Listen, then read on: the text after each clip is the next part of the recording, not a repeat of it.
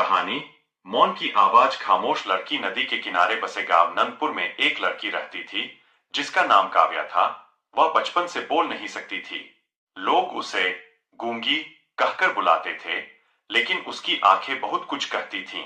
काव्या के पिता मोहनलाल मछुआरे थे। माँ बचपन में ही गुजर चुकी थी।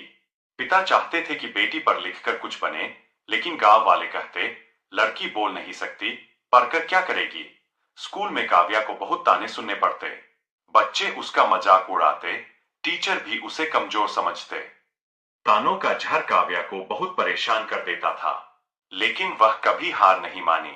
एक दिन क्लास में मास्टर जी बोले, जो कविता सुनाएगा उसे इनाम मिलेगा। काव्या चुप रही, लेकिन उसने कागज पर कविता लिख दी। मास्टर जी पढ़े, सब हैरान रह गए। पहली बार लोगों ने उसकी प्रतिभा देखी। एक साल बरसात बहुत ज्यादा हुई। नदी उफान पर आ गई। एक रात गांव में बाढ़ आ गई। लोग घबरा गए और सभी लोग भागने लगे। काव्या ने देखा कि स्कूल की इमारत में कई बच्चे फंसे हैं। वह बोल नहीं सकती थी, लेकिन उसने ढोल बजाया, हाथों से इशारे किए, सबको सावधान किया। उसकी कोशिश से कई जानें बच गईं। गांव वालों की सोच बदलने लगी। वही लोग जो उसका मजाक उड़ाते थे, अब से झुकाकर कहते हैं, बेटी तू तो हमारी आवाज बन गई, सरकार से मदद आई। काव्या को विशेष स्कूल भेजा गया। उसने संकेत भाषा सीखी और दूसरों को भी सिखाने लगी।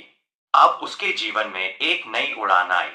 सालों बाद काव्या एक प्रसिद्ध लेखिका और समाज सेविका बन गई, और उसने एक किताब लिखी। उस किताब का नाम था मौन की आवाज। वह किताब बोल ना पाने वालों की भावनाओं की आवाज बनी। एक कार्यक्रम में मंच पर काव्या खड़ी थी। पीछे स्क्रीन पर लिखा था, not every voice needs words. इसका मतलब है कि हर आवाज शब्दों की मोहताज नहीं होती। पूरा हॉल तालियों से गूंज उठा। इस कहानी से हमें यह सीख मिलती है कि sometimes weakness becomes the greatest strength. मतलब कि कमजोरी ही कभी कभी सबसे बड़ी ताकत बन जाती है।